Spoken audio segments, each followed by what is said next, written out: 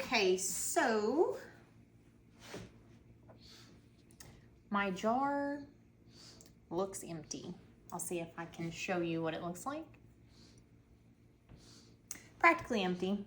I ran out with the 2 loaves that I was making. So we are going to feed Miss Jane, and I've got my scale already here. One thing that I like to do, and I've seen that a couple other people have recommended it also, which is super smart, and it'll keep you from pulling your hair out later.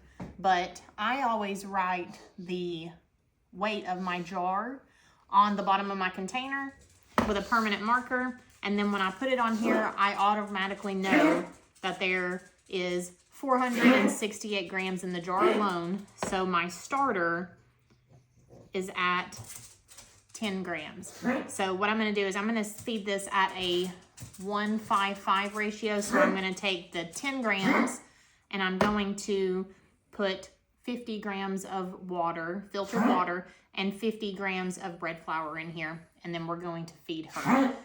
If my pug can quit dying in the background. Sorry. But here we go. So I'm gonna zero it out, and I always start with the water. So we're gonna do 50 grams. And then I like to swirl it up because I've got a lot of starter that's on the side that is being counted in that 10 grams of starter. So we wanna try to get as much of that off the sides as we can. And I'm getting to the point where I need to put Jane into a new jar and kind of start over, give her a fresh start. I like to do that every now and again. Today is not that day, but we're getting there. So we've got a pretty milky consistency there, and you can kind of see in there what it looks like. And we're going to zero out our scale again. And I'm going to get my bread flour. And we're going to do 50 grams of bread flour.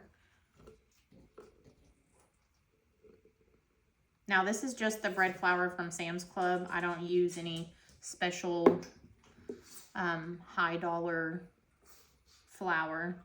This works perfectly fine for me and what I like to do. I primarily bake for friends and family and coworkers, and a lot of times if I have some left over, I will sell to my friends on Facebook just to kind of recoup some of the cost involved and kind of replenish my flour. But what I'm going to do is we're going to mix this up, and you want kind of like a thick pancake batter. It's like the easiest way to describe it. I think we've all made pancakes at some point in our life.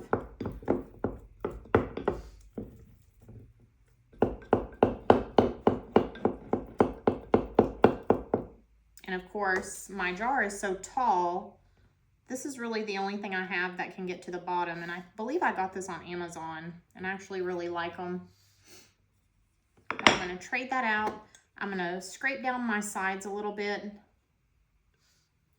and then be sure that gets all the way to the bottom where it belongs. So this is what we're looking like.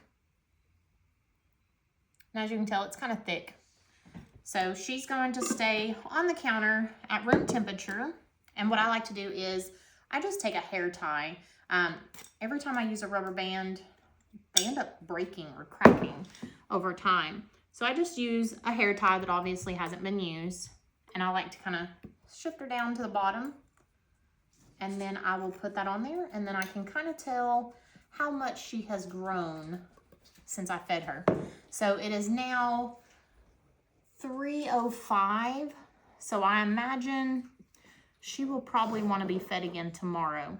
I don't plan on baking again with her, so right now I'm really just keeping her alive. So a lot of times I put her in the fridge.